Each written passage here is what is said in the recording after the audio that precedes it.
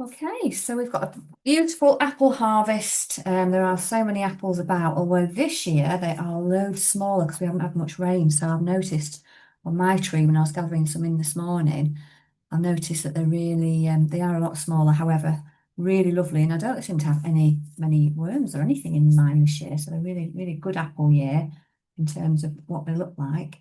So yeah, so I mean, this one's obviously multi. There's a lot going on in this one. A few people did this one today, and some of them, if you want to do that one, you have to work quite loosely and quickly because there's quite a lot going on in there. That's lovely because there's all these beautiful kind of warmer tones in there. So one of the things when we're looking at apples really is how we take that kind of cylindrical shape. Well, it's not quite perfect, obviously, is it? The shape is not a perfect circle.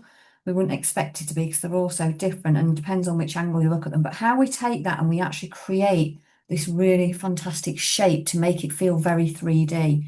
I had a lot of questions about that today. So I'm hoping we can like really kind of really dig deeply into the Apple situation.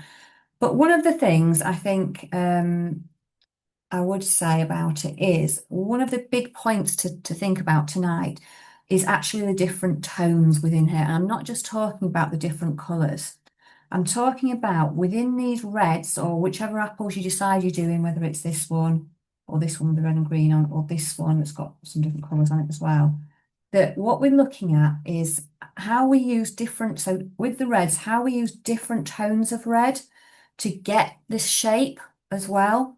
Um, and the same with the other colours on the top, how we use shadow to create depth. So how we make that appear to go downwards, because when we put really dark shadows on it, things appear to go down. Same under here, this appears to be disappearing under there, so it will go backwards. So that's where we use our dark shadows to affect. But then here on this particular one I've got is we're looking at all the different tones that we've got as well within this red. So we're thinking about, the tones that are in the shadow are going to be a bit darker, but also when it's kind of going away, we might have like some much cooler tones of red. So we're not just going to, so obviously this is a really warm red. This is Acadian red. I'm just going to pop this on in a minute, just to demonstrate what I'm talking about it. So I've got Acadian red, which is really warm. Now over here, we've got almost kind of a peachy tone of red. And that's the bit that's in the light, because the light is clearly coming from that direction onto this side of the apple, because that's where the shine is. And then we're going away. We get a little bit here, so maybe there's another window this side or another source of light. But this bit here is more in the shade over here. And then obviously as it goes down, it's very shadowy. So when we're coming to even warmer, then we can think about, using a different colour palette. There's something about the peachy bits here. So I would think about using some warmer tones of yellow in there. So I've got Cajun yellow. But then as we're coming round here and it's becoming much more almost yellowy stroke ochre in colour, yellow ochre. I'm going in with a lighter yellow again here. You could try lemon yellow as well and see what happens. I'm going to bring some white onto my palette, but this is where we've got to take really good care, I would say, because when we add white to things, it gives us a pastel effect, which is great if we're wanting to do a pastel sky and we're taking the colour out and not making the colour intense. But where we've got things like apples that are they've got a lot of proper, real intense colour, like the reds and things, where it's brightest, we don't want to take that colour out. And if we add too much white, we'll take that colour out. So that's often something that does go, people say, oh, it's all a bit wishy-washy or whatever. It's usually because we've taken out the colour. Now that works in lots of different scenarios, but when you have got, as I said, when you've got a topic where it's very natural bright, you want to use your brights to advantage. So I'm only going to use that white for if I want to make a pastel or whatever. And then we've got, so going across to the other side, I haven't even touched on this bit yet about will anymore. We've got this, it's very cool red. So it's not warm like this or kind of peachy like this crossing over. or even pale and pastely. It's really kind of quite dark. So what you can use in here is a cooler red. So it's the other end of the spectrum. It contains more blue. So anything with more blue in is going to be cooler naturally. So Alizarian Crimson is a great example, a great colour to use. So just bear with me. I'm going to have to just fish this one out of the cupboard, and so it needs to need to sort the top out because it's stuck in there. If you have an Alizarian Crimson, it's a great chance to have a go at using that red that's on the other end of the scale. Now, if you haven't, you might want to try almost like a purpley colour. That one's pinky, actually. I've just got a pink out as well later. And I've got this purpley tone that I might actually add in with the red here because obviously I haven't got the Alizarian Crimson. I think this one, it's not far off. This one's a magenta colour, but again, they're all so different. I'll add a little bit of that to cool down my red because that'll have a bit of blue and a bit of purple, you know, a bit of purple in it. But you could use violet. So that's the other thing I could use is a bit of the violet's got more blue in it. You could try that. So it's just a great time to experiment with all of these different tones just to get the reds, you know. And then what will happen then is that will help us shape it, and then we can do a little bit of do some other things to help shape it as well. But really, we're going to need a good base tone on to start with. The only colour I haven't got in here, you know, are some of these kind of more yellow ochre colours. So you can find a yellow ochre. I'm also going to look at this burnt sienna colour here. Well, actually, I think this one's Venetian red, but it's quite similar. A lot of the tones are quite similar on there. So I'm just going to bring that in. In case I want to warm anything up or cool anything down. I'm going to also put on my palette tonight a dark shadow colour. So I'm going to bring this brown in, this burnt umber, which is always great. And to make it even darker, I may even add a bit of that purple to it or a bit of blue. So get that out. Just thinking actually if I've got some ochre, I'll just see if I've got some.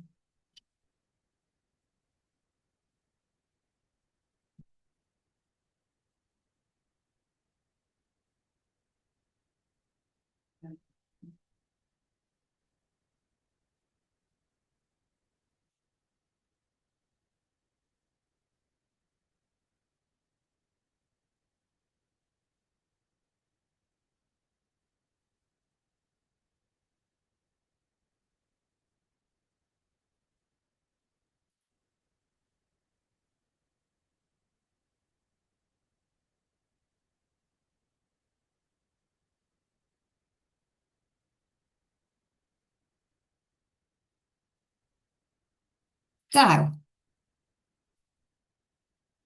did have more of a crimson-y colour, but we'll try that one as well. It's got a bit of rose in it as well. It's quite warm. And this is a difference between all of the different brands. They're all very different in colour. So you could think about the colours, the yellow ochre colours over here. I've got something that's very similar to yellow ochre. This one's called bronze yellow, and this is a Liquitex one. So they're all very different, all of the brands. But to me, it's quite ochre. It might be just got slightly a bit more red in there. And I'll use some different colours to mix with that to kind of get the fix. So there are a lot of colours actually in the apples when we actually start to really look in there. So let's have a look. So sketching out, you know, obviously you want to make sure it's going to fit on there. So I'm like looking at my bottom mark here. Now, if you've got a really big composition with loads going on, what you can actually do is like just a 4/4 grid. So you literally draw a grid like that. Draw the same on your canvas or your paper, and then you can start to see whereabouts things fit. So it makes it really much easier if you've got a very, very, you know, busy composition going on and you think, well, I'm not sure where everything goes. Or you could just do a halfway mark. if that feels better. Or none, if it grid slows you down and you find it a bit laborious, then just don't worry about it at all. For this, I'm just going to make sure I kind of get a general idea of where the top mark is going. And then I'm actually going to just pop in, where this part of the apple goes, just so I can get an idea. Right there already. I know I need to come down a little bit. And I'm going to get the outside line in there, and then, this little line here, it will help with as well. So I'm just like looking, following the contour. So we're going to use some contour marks as well to help.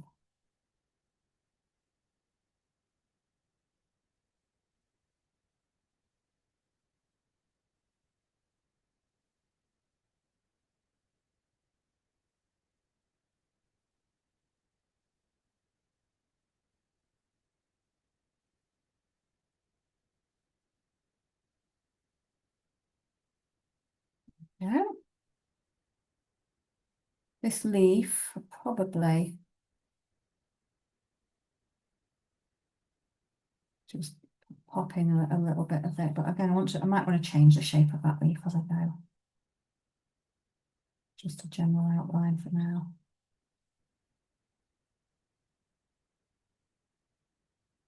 I've got some little tips for leaves as well that we can use. So we've just got a general outline, but I tend to, as I'm painting, I'll notice the things a little bit more and pop a little bit more. Now, if you've got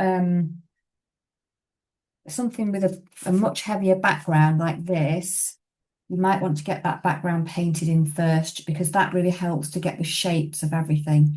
So you can, use they're called negative spaces, where you've got the background or the shadows between. If you get those in, it creates the shape of your apple. So if you find like looking at the contour shapes difficult, then try that. That does work really well for a lot of people. Okay. There we go. So that's about all I'm going to pop in for the moment. So one of the things is, obviously, as I was saying before, trying to make sure that we've got enough.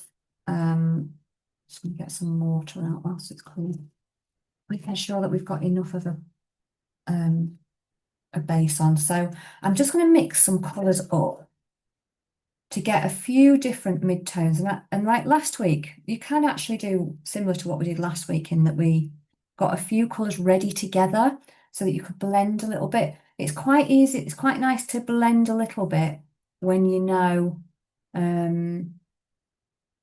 when you know that the colour tones are similar. There's nothing that's going to, make a green or anything on there that's going to make a funny colour. So you can do that.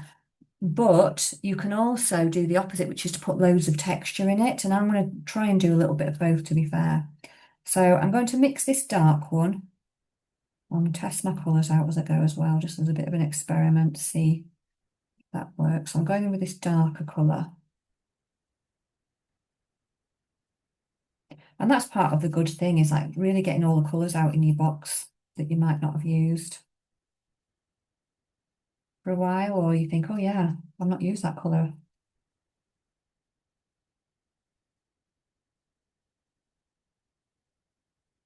I think that might be dark enough. So I'm not adding any white to this. I'm just going to test that before I put water in it. Okay, yeah, that's quite nice. I could go even darker, so I might have one that's even darker for just a couple of little spots. Might just use that colour as it is, actually, in its pure form.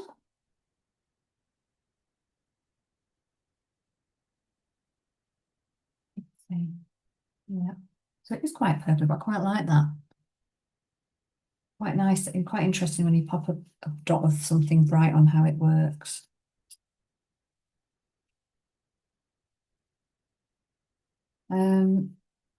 And then I'm going to have a little look at maybe some of these colours in between. So I've got like a reddish one.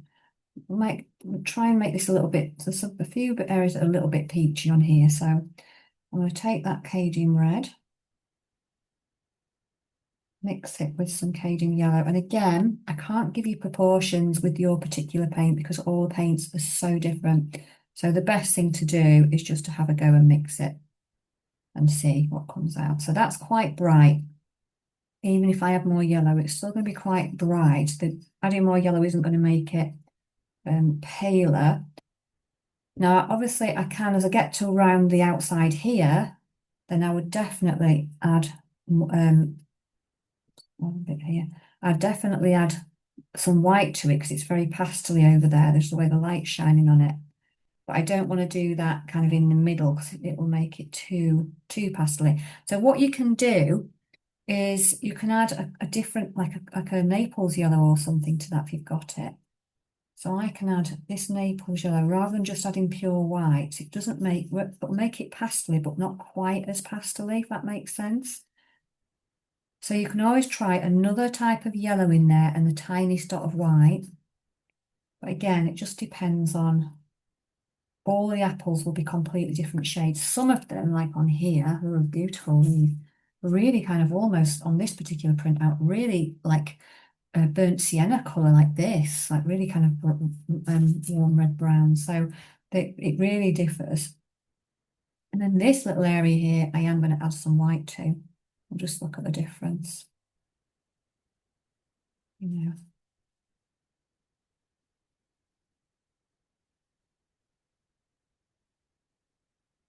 It just takes, doesn't it? It's like it is very pinky, which is what I can see in there. So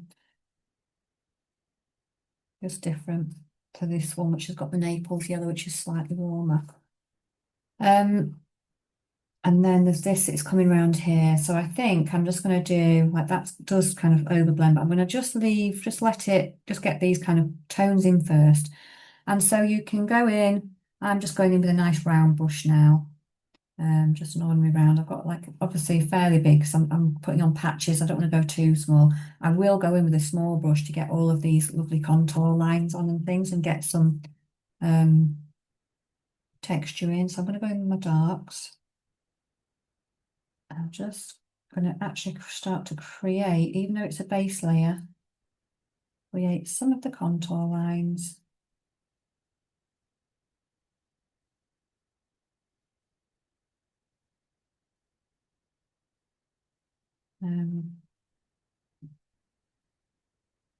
You can kind of go one way and then just create all of these curved lines, even just in the first bit.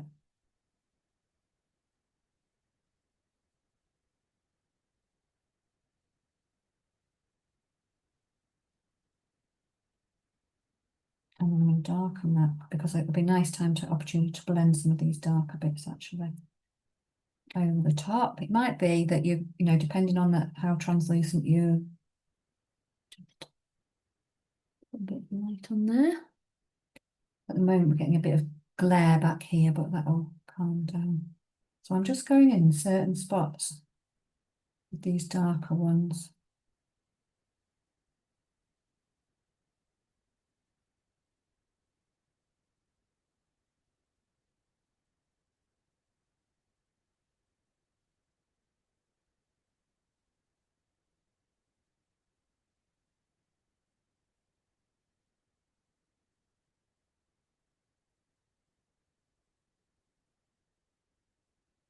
And then hopefully the glare will come off. And then just bringing in some of these other colours that we've got in there as well. And you know, you can blend the edges a little bit here whilst it's still damp. I'm still bringing these round, these parts of this apple.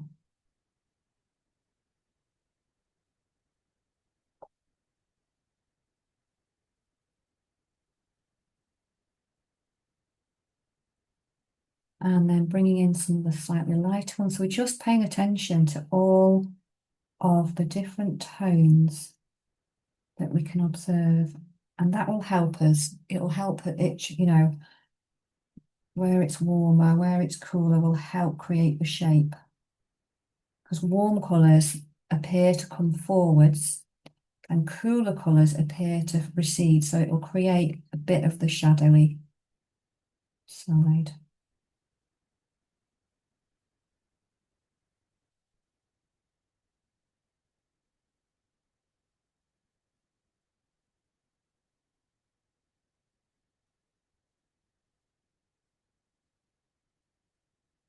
So I'm just bringing in these different tones. I'm still kind of creating a few of these contour lines and going, even though we've got the opportunity to blend, and then bringing in these much, much lighter ones as I go. And you know, you can go even, feel like you can go even lighter, then by all means, you know, go really light.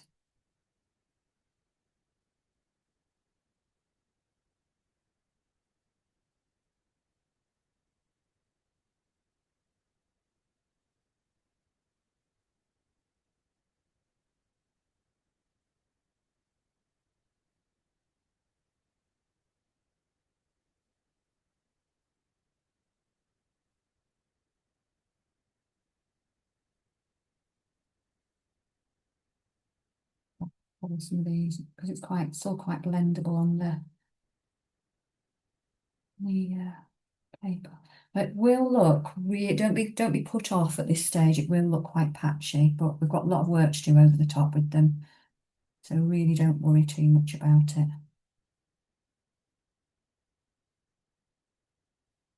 I'm pulling some different colours back through as well whilst it's still damp.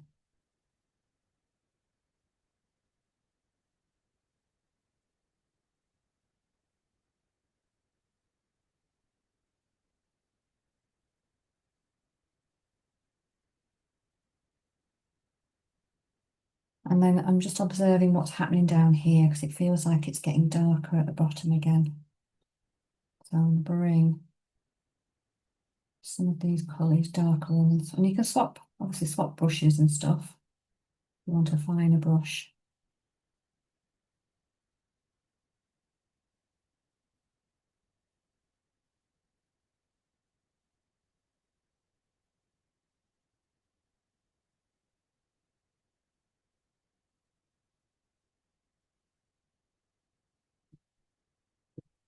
Going with it.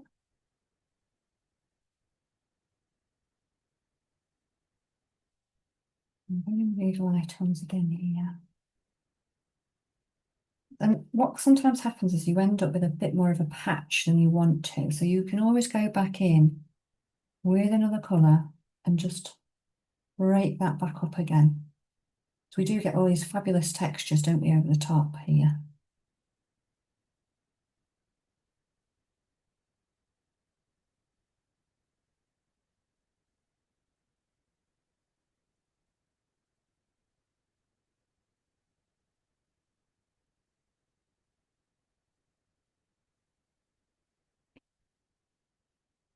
Bring this down a bit. So looking like it's a very multicoloured apple at the moment. That's fine. So if you can see any other colours in there, again, even where you've got this kind of where you've got this solid colour of dark, or if you've got a solid colour, then again, you might want to go through and see if there are any lighter areas that you want to break up here.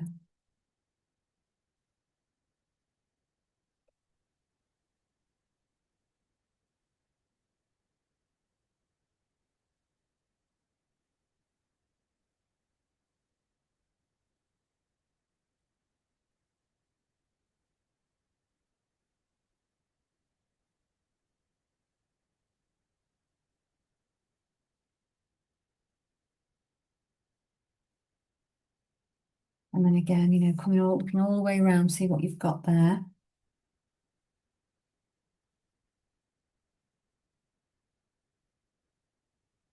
And kind of just working those colours through each other again. And this is only our first base. We're just making that not one flat colour so that we can really even build on top of that.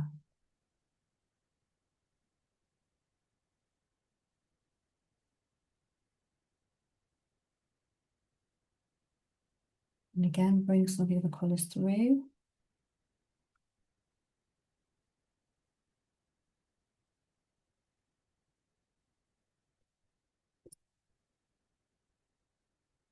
I'm just going to go just get another brush here and just bring in a bit of this shadow underneath. So I'm going to go in with this dark brown for the moment. I might put a little bit of, just move that over, just put a little bit of purple in there just to make it even darker.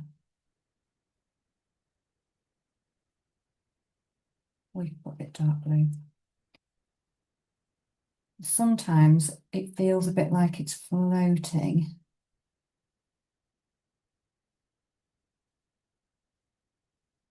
Well, that can be hard. In fact, I'm going to go and get some blue blue actually and make it darker.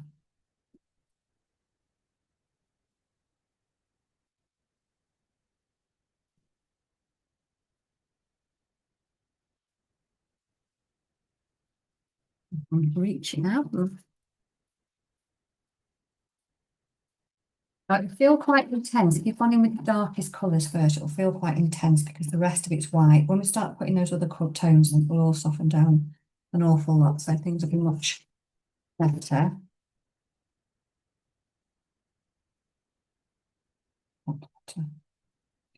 So I used kind of 50-50 because I know that with my particular paints, that works quite well for shadow. But you'll get used to which, you know, how much of each colour to use to make it nice and dark for your own.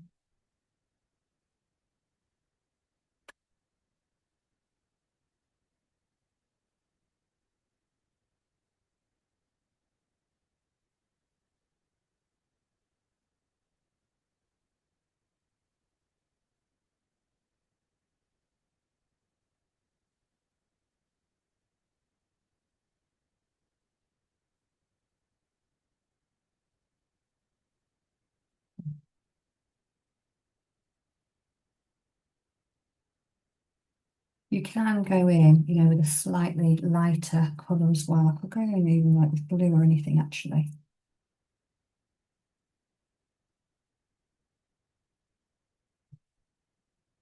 Just make it slightly lighter at the edges here. Because shadows are not always dark, you know, the most dark underneath, right underneath, and then a lighter. There we go. Okay. And then, you know, we can start to think about the top colours. I mean, this is only, as I said, the first layer. We've got lots of kind of even bigger highlights. We might find that we want to put some more shadow in. I'm going to get the shadow and we'll use the same colour, the blue and the brown, just for the moment to just pop in where this, you know, the shadow line, the other side of this comes, and then down in the deep area here. And we're going to go all over the top of my stalk and not worry about that at all. The stalk can go over the top because it's acrylics, it will work great with that. We'll cover it. And then what we can do is we can go in, again, there's a bit more of a shadowy tone in there.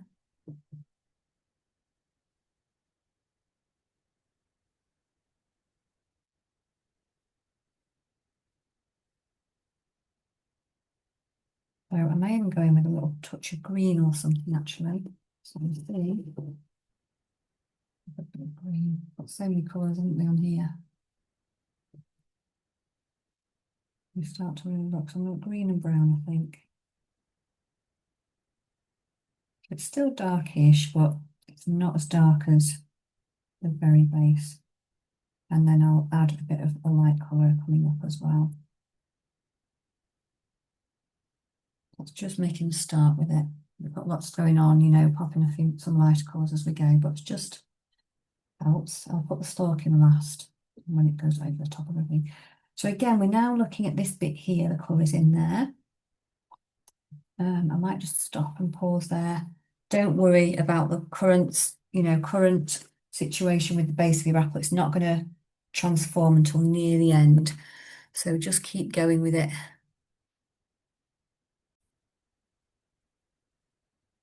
Okay, so we'll have a little think about these top layers now. And again, it's the same, it's a very similar principle. We're just observing the different kinds of this kind of top the top layers of coat here, not the very top layers, but the kind of blocking out underneath on the top with these different warmer colours. So, I mean, again, we can use, I'll kind of bring in some of the ochre. The other thing we need to think about as well is we often say, don't put your darkest layers on last, but actually sometimes the darker layers do naturally fall over the top, like with the markings on animals and things like that as well. So we just have to go with the flow with that. But I am bringing in a little bit of this ochre colour just because I like it. And that's the other thing, of course. Exactly, it's no difference from before that if you find using a colour and you really like it, then use that, use it as an alternative. It doesn't have to be a perfect match. It's your interpretation of what we can see. That's really important to remember. So I'm just adding a bit of green here to just trying that out to my bronze colour. And I'll just add a little bit of this yellow as well.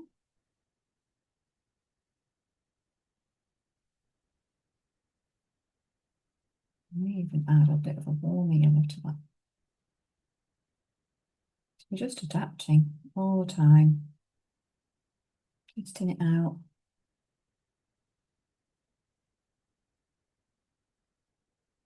If you do mix with your brush with acrylics, just reminding yourself to get it out of the top bits here. Because it can sit right in the base of your brush down here, and then it all kind of clumps up and gets really thick. So if you kind of squeeze it and roll it out, give it a good wash, you can always like wet your brush and just make sure you kind of squeeze it out from the bottom, and then you'll get your brushes back into a good working condition. So again, we're just looking at those different tones in there. I'm going to bring in, get that bit lighter. Bring these different layers through. And again, I'm going to bring in some contour lines around here. Let's start this back a bit, actually. And we're looking again, what's pastel-y, what's not.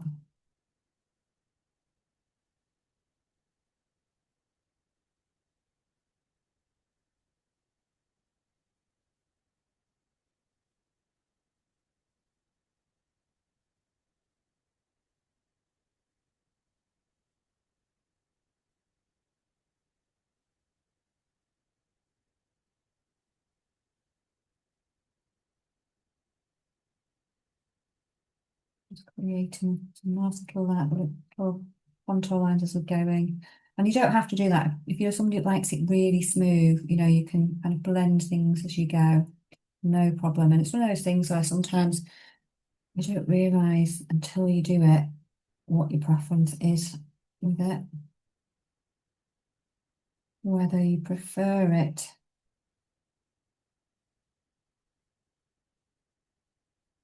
like, all blended, or you don't, you like the texture. And that's just really trusting your instinct to do what your hand wants to do and what feels most natural to you, because you work with that. It's amazing the difference it makes to your painting, rather than trying to fight something that's not natural. You should, even down to how you hold your brushes should be down to how it feels good to you. It doesn't matter what anybody else is doing.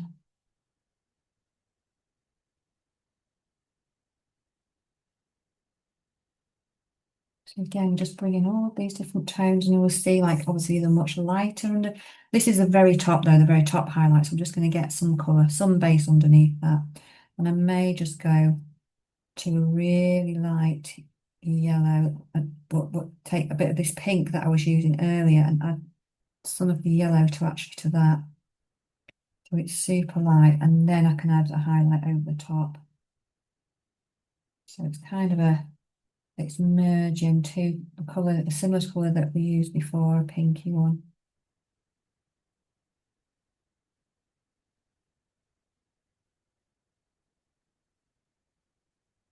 Pinky peachy.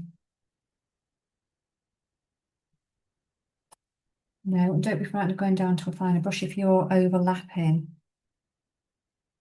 and you want kind of just to get it a little bit finer. You can get brushes that do like the animal hair that are great, that have got like little gaps between them. You know, you can do that with the apple as well. Use that a bit for those if you want to.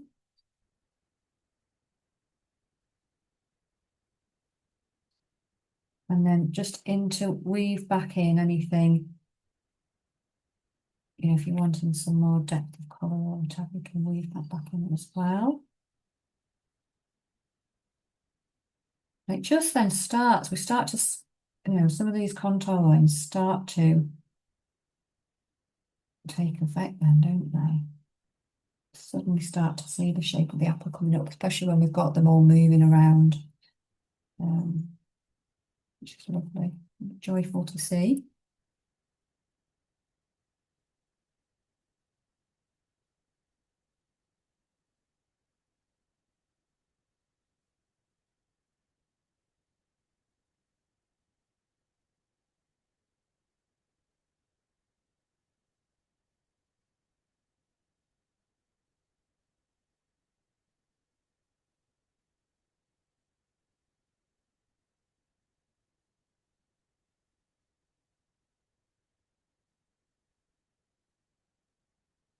So weave those different colours through each other. I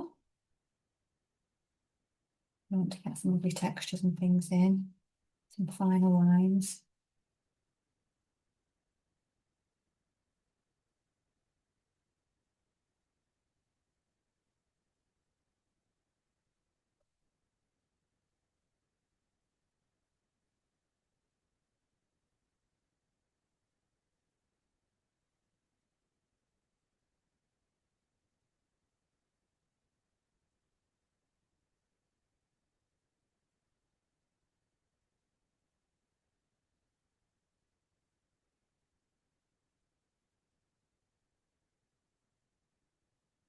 I'm bringing some of these just a little bit over the top here as well. Just lightening those over the top, which we can put any layer upon any layer with acrylics. Much thinner or not. And we can actually thin it down so it feels like a bit of a mist over the top as well to get a little bit of the sheen over the top. If you don't want it really thick, just thin it right down with some water and it creates a bit of a misty effect over the top. Right, so let's see what else I've got here. I'm going to pop some yellow back in. A pop of colour, that's what I was saying this morning, sometimes a pop of colour over the top just really lifts it, a nice bright or something. You can have a little go. I always do it on a bit of paper next to it just to see if you like the effect. Sometimes when we're going in with lots of natural tones, just a little bit of colour.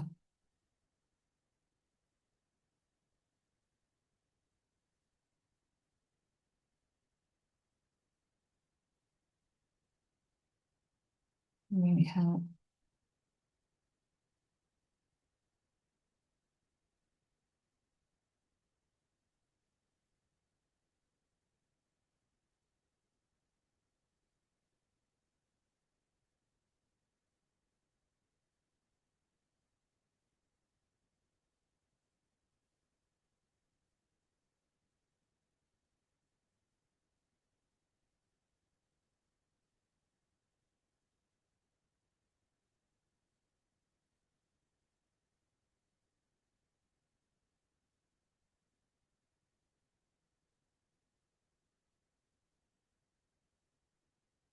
I'm just putting a few of these points down.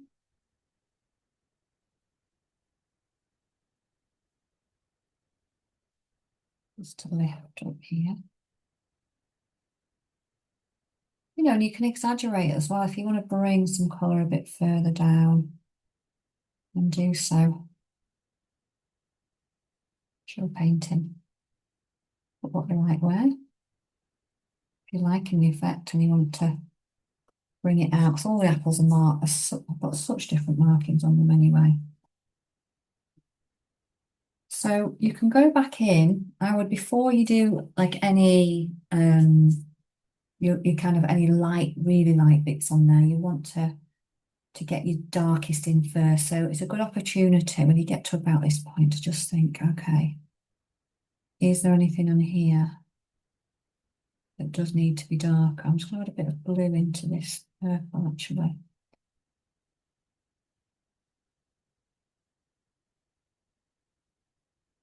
That might be a bit too dark one. Yeah, a bit too dark.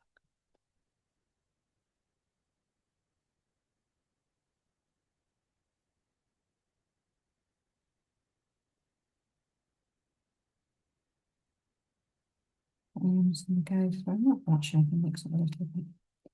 Just going to go through and just double check there's nothing else in there. I think, oh yeah, I see a bit more dark. Because what tends to happen when we're observing is we don't see it all to begin with. And then once we start looking, it's like opening the observation eye, really.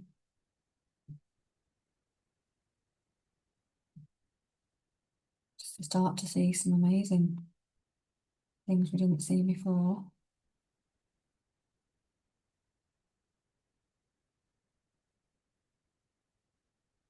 We're not really, when we're not doing a lot of the time, when we're doing things like our artwork, we become really well tuned at looking for, at looking, but in everyday life, we're so distracted and rushed, and we're not looking at things in detail unless, it's part of something we've got to do. We lose a skill, and people say, well, I can't see for looking, I can't actually find where things are. It's only because we're out of practice. So it's great to do this and get back into the art of looking, really. So I'm going to go in now. I'm just thinking about the very top colours now that we've got. I'm going to start to go in with some, wherever I notice there's some little highlights needed.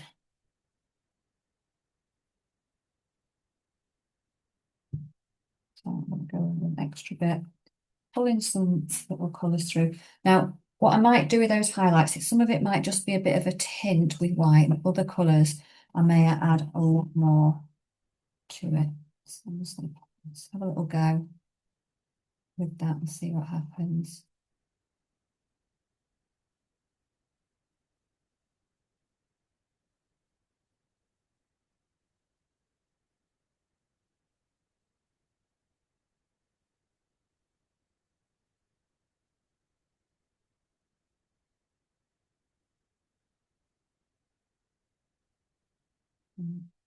Pull some of these colours through, nice and soft.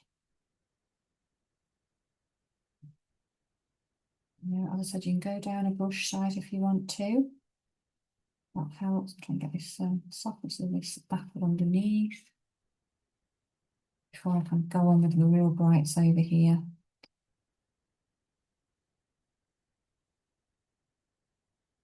These light pink colours now. You can tap it, you can dot it, whatever feels comfortable, really. And just see what comes out.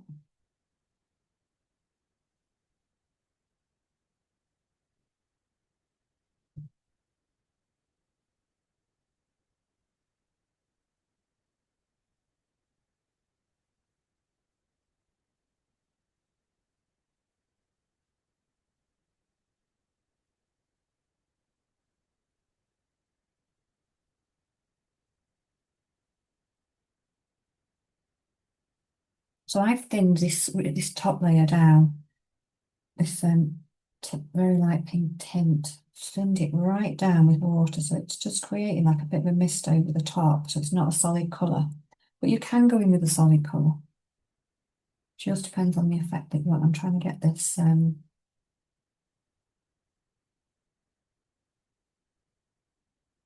to get this feel a bit like it's got a bit of a sheen on it, really. And the light's hitting it, isn't it, in an interesting direction over. Um, it's not quite a shine, it's more the light's picking off it.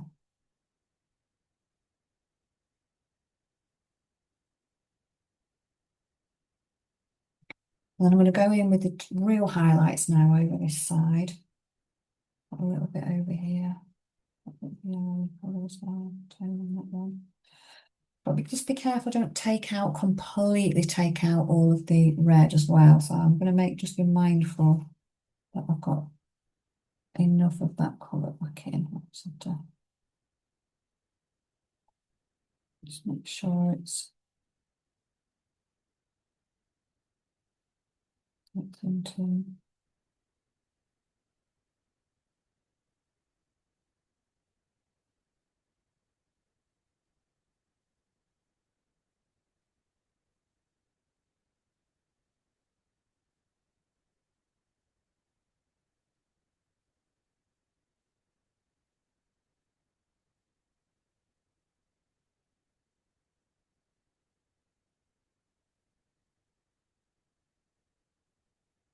Okay.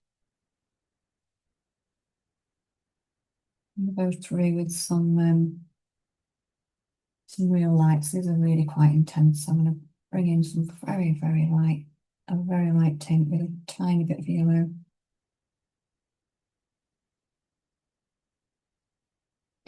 I always think if you're not sure whether to use a highlight that's white, I would say only very sparingly from where you can see it and compare the page, the paper to the colour, and then you'll have your answer. You know, is it pure white or is it slightly a tint mixed with another colour?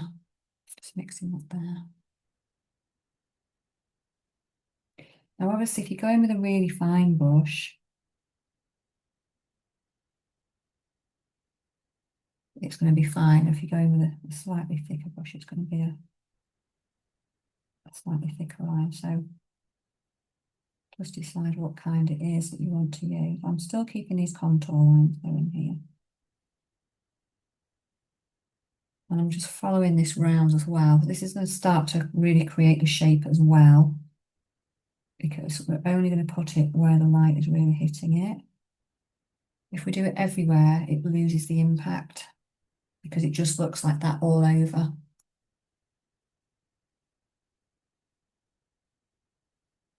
So we don't get that real pop of shape and colour if we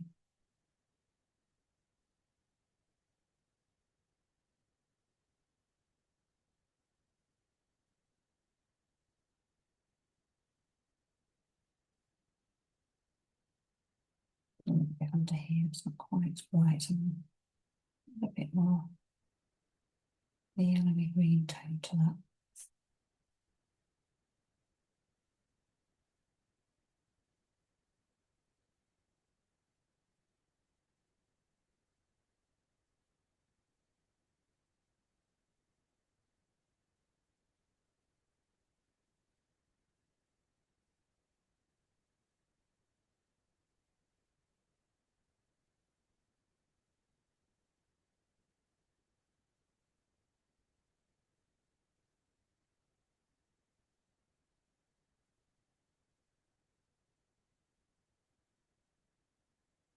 And then I will go really bright white just in this area here, right in the middle of it.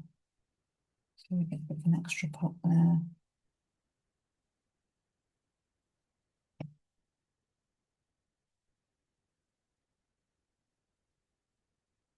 But again, you know, whatever comes out of your hand is the style that you've got, natural style, so that's great. And again, we're looking at these colours here and deciding, oh wait, is this going to be what, you know, bright white? Is it as bright as that, or is it slightly muted?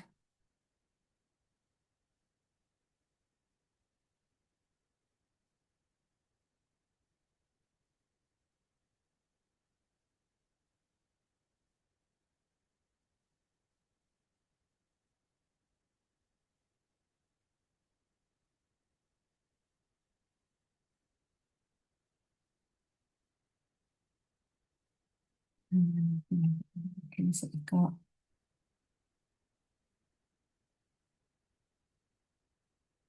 I always start off with slightly darker, and then you can make it a bit lighter, then do that. And we forward down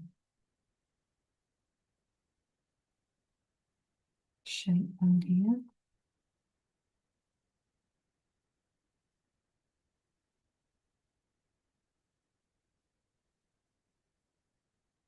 So in here, I might even make them a bit more yellow tones so they don't look quite as intense.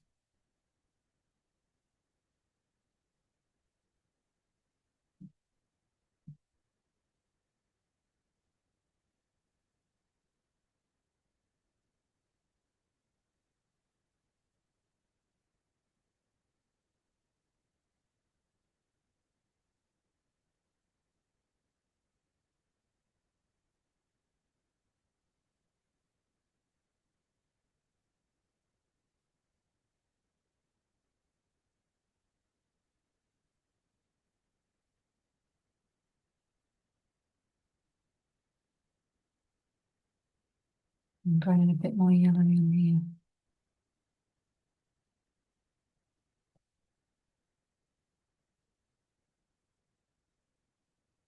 And then it's just kind of neatening up the edges really. So if we just draw a line round it, it's going to make it very flat. So we've created this shape. So I'm just looking there. I can see there is a bit of a shadow line here, but it's really fine.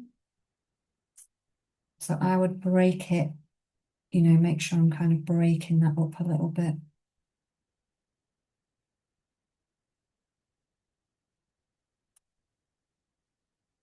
I'm not making it a really intense line.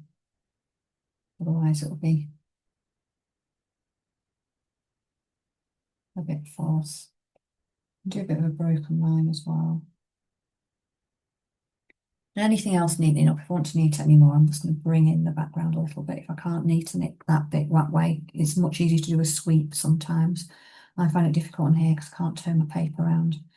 But yeah, just bringing a nice background colour, whatever you decide you're going to do, round really helps. So then just have another little look and see. I mean, I could always just put a little bit of white background on here, look, just to demonstrate.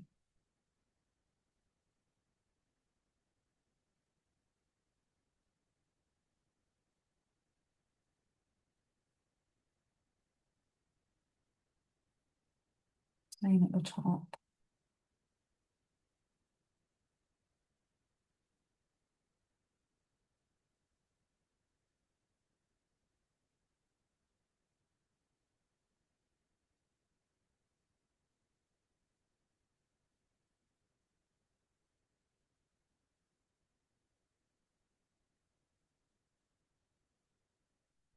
So it's just then thinking about, things like the leaf.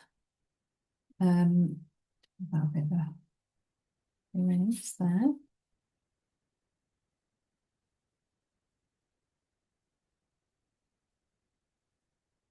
And this stalk, obviously, I'm going to focus on this stalk a little bit actually. So I'm going to go in with a darker colour and then make that lighter on the top.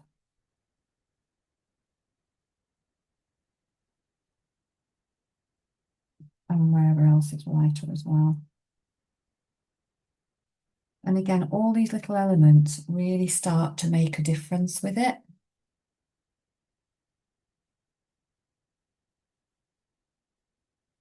It's just, mimicking the shape of the top as well. And paying attention to all the little details.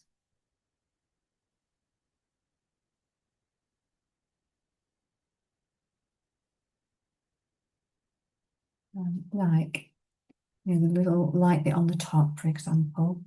This warmth that's coming through the stalk, and even the side that's got a tiny bit of light on. So there's all those little details to if you really want to zone into it there. So I'm going to find a warmish yellow.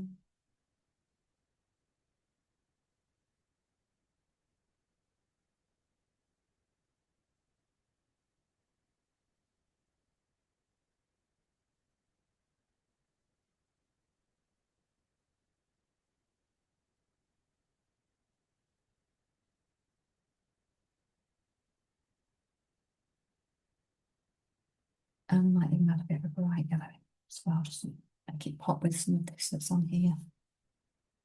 Just there.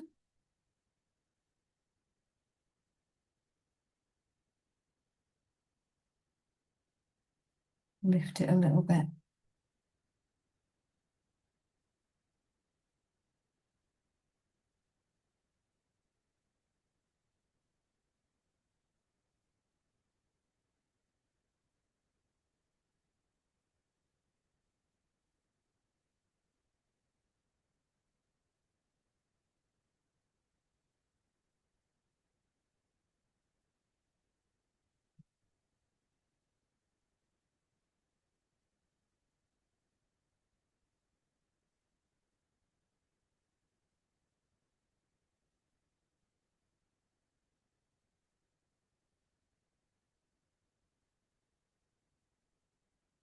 Mm.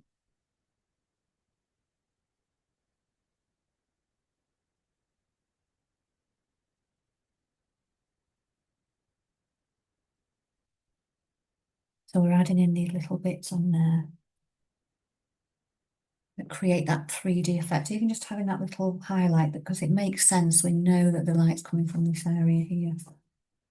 So keep looking at your apple and seeing what else you can see that you might have missed. And I'm looking now at this light section around here that I didn't put in earlier. Coming around there. And I'm now appearing, pink is appearing. I don't know about you, this happens to me all the time. When I'm doing something that suddenly other colours appear that I haven't seen before.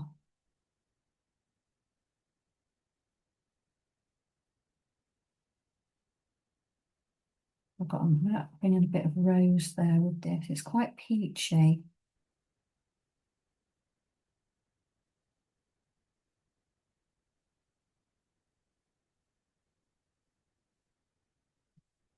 I'm just adding in these pinky tones I'm suddenly seeing. I might even add a few in down here, for example.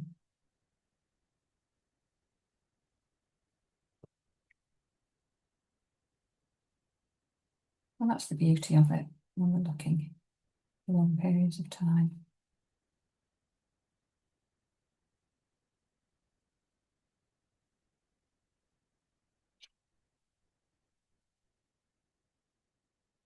I'm going to bring in a little bit, just a very tiny bit of green in there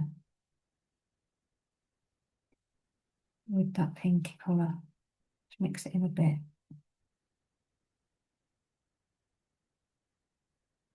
Just bring that. It's just back in a little bit because I've lost a bit of the depth there with that. It just kind of brings it a little bit deeper at the top end here behind.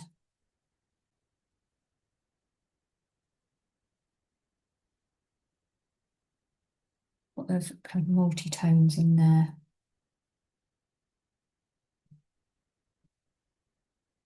And then if you can, have a little look from a slight distance, because it'll still feel quite patchy, but also you'll have made quite a lot of really nice, interesting marks now. And it will feel quite intense, but if you look at it at least a metre away, make sure you do that, because you'll surprise yourself.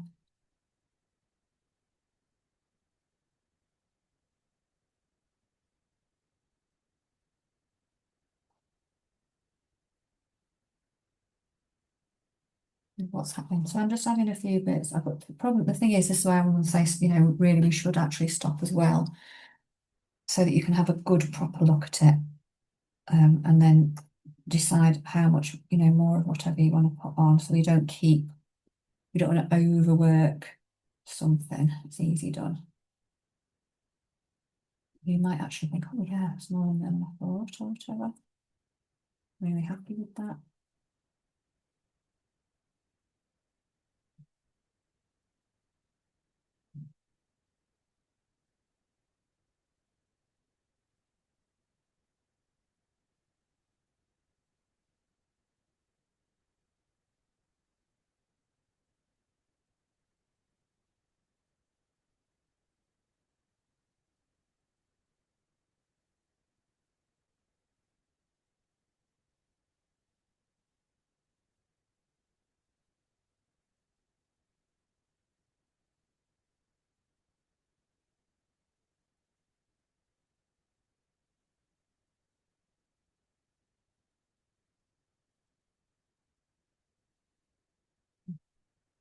I'm just going to take a pause there before we're going to do the leaf and come and see how everyone's getting on. It's a good opportunity just to take a step back from what you're doing. Right, let's see. Okay, so I was just thinking about leaves. I know sometimes leaves cause a bit of thinking, but I'll show you a couple of tips that might help just make that flow a little bit easier. Um, and uh, and just have a good try out. I know leaves were mentioned a few times today, so I thought that's what I'd focus in on a little bit as well. Oops, seem to be a bit messy with my paint today. It's gone everywhere. There we go. Right, so I've got a couple of shades of green here. I've got some this is what this one is actually. Yeah, this is Hooker's Green. I'm saying most of the ones you get in the sets are Hooker's Green, which is a dark green. It's very blue green. Phthalo green as well sometimes is a bit bluey green and dark. But if we want to make anything even darker, we can mix it up. And then I've just got your normal sap green, or you might have chrome green or something, which has got a bit more yellow, and it's kind of a mid green, I'd say. But I mean, like for example, again, even with leaves, we can look and just see there'll be some brighter areas again where the leaves are catching the light. This one hasn't got much movement in it, not quite as much, for example, as some of these where you can see there's a bit of a curl. So all we need to do is just look at that, look at the different tones in there, the undersides, and then just capture those tones and do exactly the same as what we've done. So some of the leaves might be cool, a bit cooler, um, shadowy, be actually a bit blue-green. You might be able to just pop a bit of blue in if your other green isn't quite dark enough. And then where it captures the light, some of these, for example, it's lighter here, it's lighter here, then you can make those a bit lighter as well. And then if it's more yellow green, I mean, you can get yellow green, which is a great colour, then you can do that. And if not, just add some yellow to your sap green, and then that'll brighten it up really. Again, with leaves, you want to be a bit careful that if you're mixing, like, so if I just go in straight off with white, it's going to flatten that down and have not much colour in it. So that's really a flat green, but actually it can be quite useful for maybe the undersides of leaves or something like that. So just, and also the odd little highlight it's quite good for. So just think about if you're wanting to retain the colour, then you might want to stick to your brights to start with. So again, you can do it one of two ways. You can just follow the outside line, or you can kind of get the center in. So I'm just going to get the center in here. So I'm just going to put a light colour down here. I'm just going in with one colour to start with. So I'm going to follow the center line where I want it to go. And they are higgledy-piggledy. Only for demonstration purposes. I mean, I probably would colour this whole leaf in anyway. I've chosen to draw my leaf out like that, but when you get to it, you can do it this way if it's easier. And then you can go, let's get some water in here. Just make sure I don't get any of that white in, otherwise it's going to do exactly what I said I didn't want to do. Um,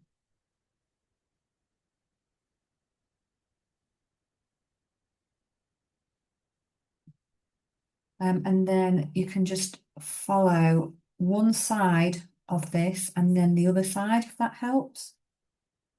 So that's another way of doing it, because especially where you get completely different shapes and there's no symmetry in it, then just get your centre line, follow that one, and then follow that one, and then that makes it easy if it twists and turns over. So,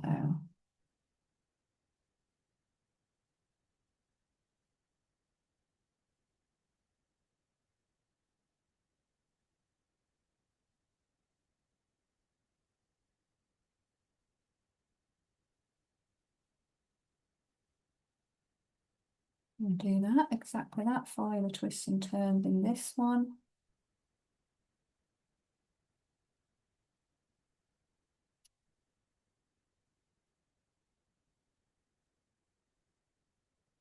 And it might even be that, you're following the edges of those,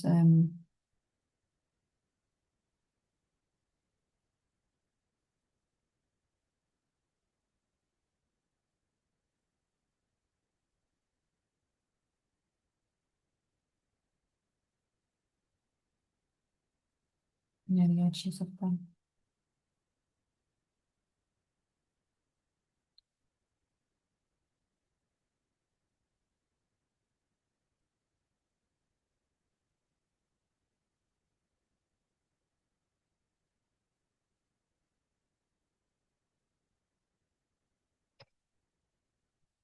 So you can always change it at any point. You can make it wider. That's not an issue. Beauty of acrylics is we can go back and do more with it. If it gets a bit too saturated, we might have to wait till it dries a little bit, but again, we can just go back over the top once we've done that even.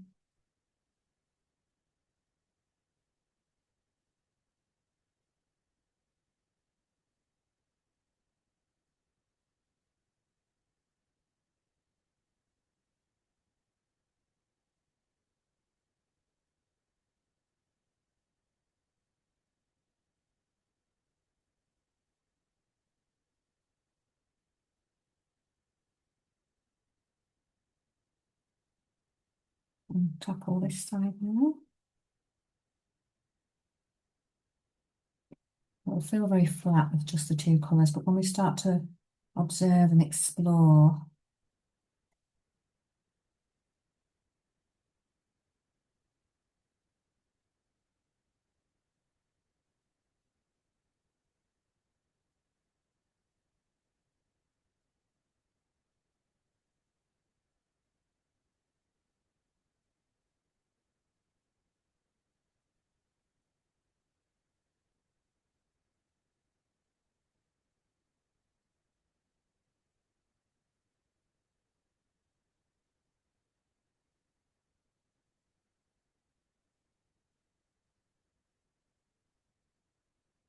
seeing these things. So again, you can start to put some contour lines in there if you want to. I'm looking a little bit of a flat edge at the minute, so I'm just going to adapt that. Just a bit more curved here.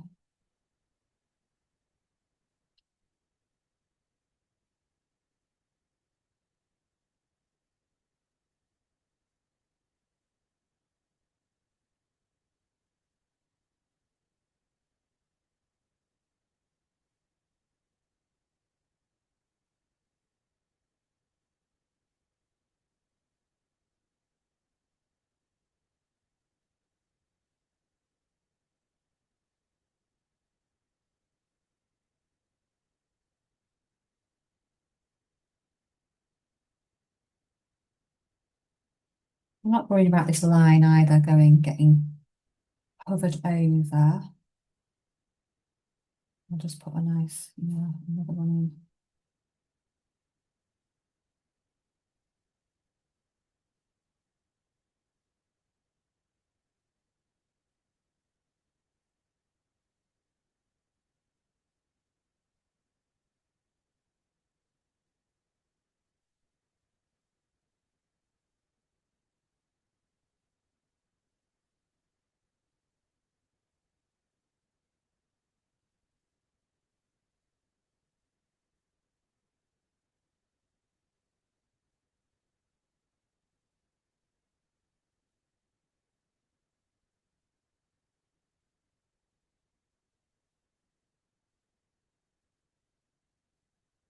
And then from there, we just start to look at all the different tones. So I'm going to go in with the dark shadowy ones now. And I'll just use this Hooker's green. And again, some colours will be a bit more transformed lucent than others. This one's actually not massively opaque, so I might need to add a bit of brown or a bit of blue or something with it. In fact, I'm thinking a bit of blue. Ultramarine is always a good colour to mix down to make things a bit more, we've got a bit more depth. And then I'm just looking at the areas that are a little bit more shady, pulling those through.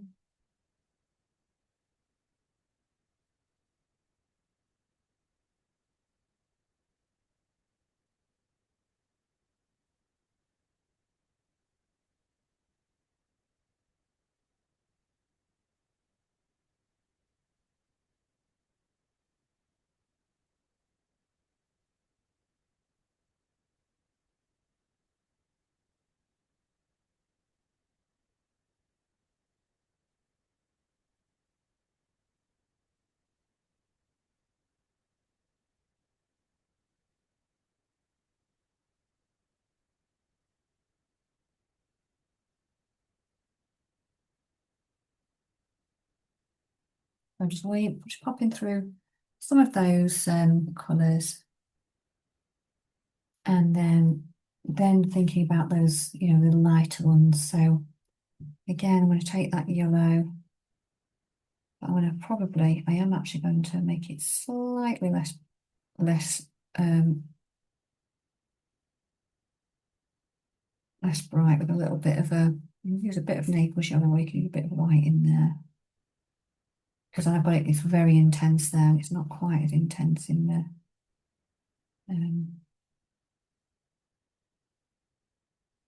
So the other thing you can do is you can use something like called a rigger brush as well. I'll put that down for leaves. If you feel like it's going to be a bit difficult to make that very fine,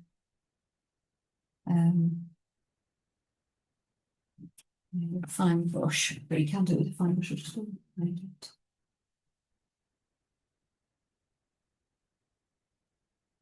My bottles. Let's see.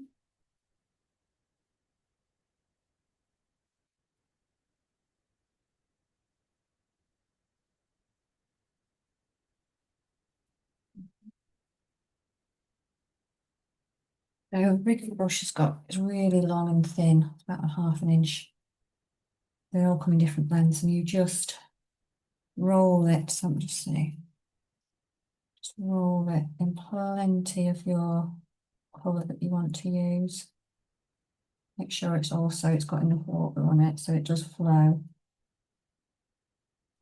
And then you can just drag it, move it. So you're not having to press down hard with the tip. So if you've not tried one, it's quite good fun. So I'm also just going to pull my rigger brush here in the green, just because I've made the centre quite wide. So I'm just going to pull the rigger brush with the green on just to make that less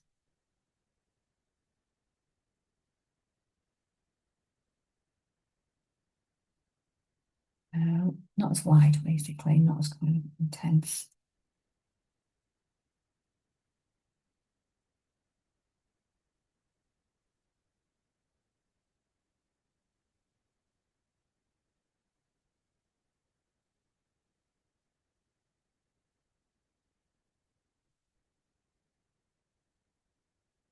There we go. And then I'm going to, you can use it again if you want to do the other little lines through. And I'm going to make those much more pastel because on this side you can hardly see them. So I'll bring through the tiniest bit of white, I think. A little bit, I'm seeing a bit there. Really thin down the paint as well, so it's hardly visible on this side. And that just helps with this idea that it's in the shadow, because we just know it is. Whereas this side's a bit more yellowy, so that helps with the shape, even when this leaves quite flat.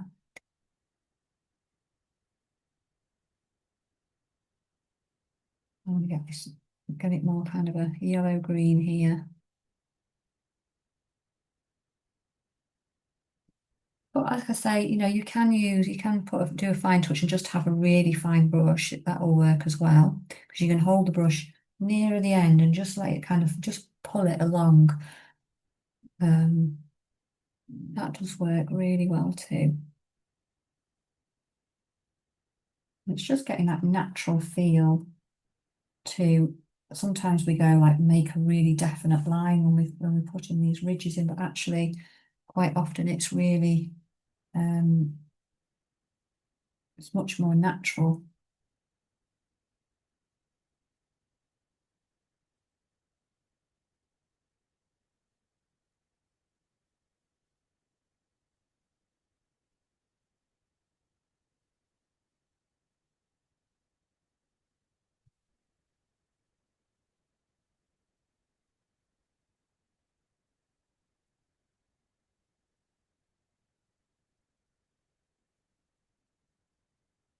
And then the other colours you want to pop through. I'm just going to stop painting that one now. I just want to come back to the really lovely limey green ones now. These really kind of pops of colour up the top. So I'm going to go in with we're nearly at the end of this palette, I think. Just going in with this lovely green and a very more bright yellow. You can test it out as you go in as well if it helps. Just so I get to that, that's getting there now, definitely. So I'll try that. So I've got a bit of brightness in there.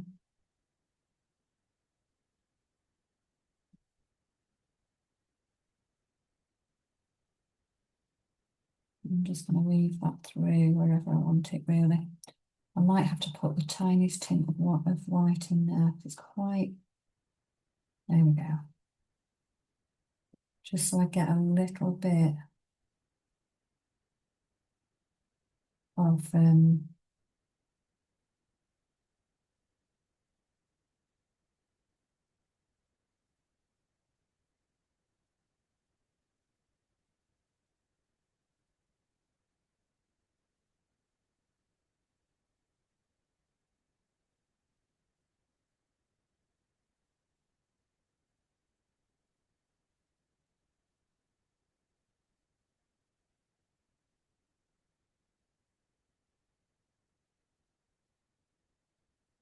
just a bit of brightness through there.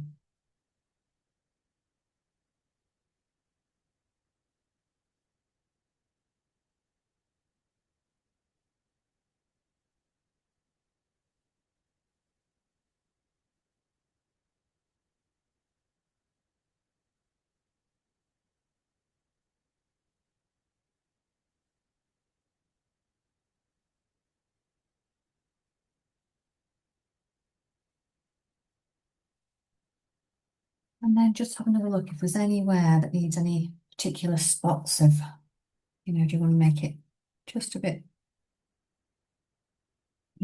change the tone anywhere. You can add a tiny bit of dark here. Don't flatten it, I'm being really careful. This is the dark area anyway. Let's that sink back a little bit and then here as well.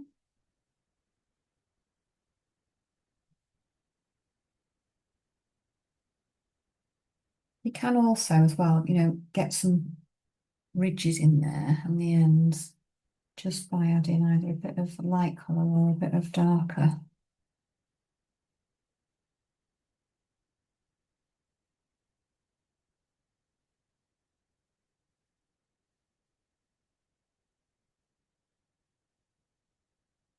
There's lots we can do just with a simple leaf. And then even this little bit here, I've just got that in a bright colour at the minute. I'm going to just weave a little bit of a pinky purple, I think, through there. I often find that leaves are really interesting. Sometimes they're a bit red almost as well. Let's have a look what I've got. Sometimes they're a bit limey as well in colour, so just bring that. just sometimes just popping a bit of shadow under it really helps. Um, define where it's going, or it might be a bit of a pinky red or something, or a purpley colour. I'm just going to bring that colour in.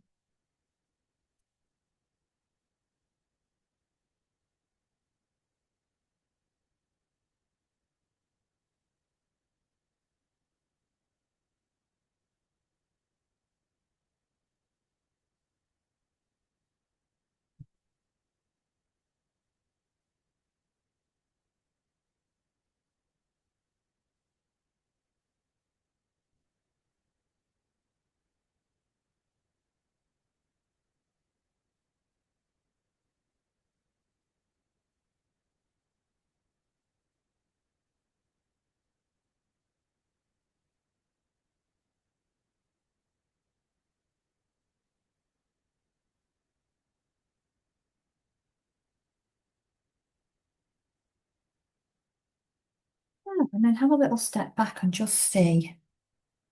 Keep looking, keep remembering to look back at anything and decide, do you want to do you want to do anything with your background, or are you happy just leaving it and letting your study shine through? It's entirely up to you. There's no expectation about what you do. It's more of a feeling, really. Sometimes things are just lovely as a study, other times things are really nice with some colour on, and it's just how you're feeling on the day. I'm going to leave this one today. Not putting anything on mine, just this little bit of shadow. I might, I could, I suppose, put a little bit more shape back in the bottom of here. Let's see.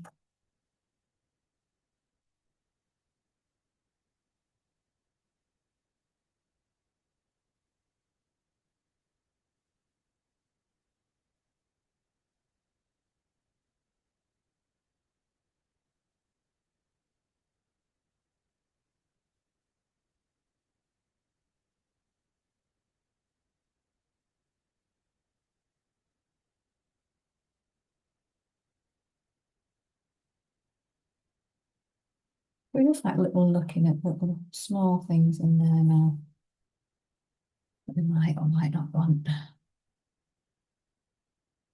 But as well, the other thing is there is a time to just stop um and just have a little look and a reflect on it as well, because it may be that you get to a point, if you're not sure, then I say, if you're not sure about something, stop. And then you can always come back and have a little look at it, the next day or whatever, and think, oh, I'd like to have put that on, or I should put that, or actually I'm going to leave it. So yeah, if in doubt, then just leave it and come back to it, and you can see. So mine won't make any difference today if I take this off, as normally there's a mark around the outside, but it's just going to be the edge of the paper today. You've put a background on and then you take your tape off, it's different. But yeah, so I hope you really enjoyed and are enjoying the observation and just getting lost in it and really just having a good experiment and connecting with your colours and the flow. It's lovely, such a great feeling. It really is fantastic. I hope that's been really helpful. And I'll take a final pause there and enjoy the apples.